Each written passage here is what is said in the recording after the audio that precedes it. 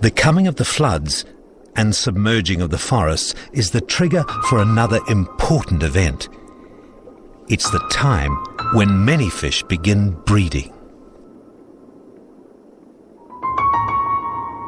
This discus fish uses its narrow body to penetrate deep within the foliage to lay eggs where enemies won't find them. It constantly watches over the precious brood for 2 days until hatching.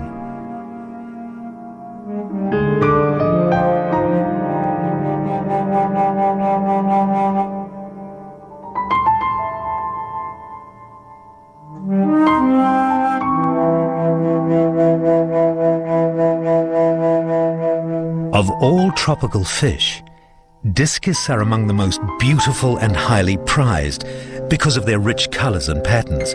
But during spawning, their bodies lose the rich pattern and become darker as they prepare to give their offspring a precious gift. A day after they hatch, the fries start swimming.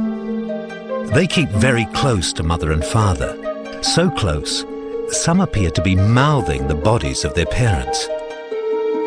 In fact, the first meal for young discus is a mucus secretion from the skin of their parents called discus milk.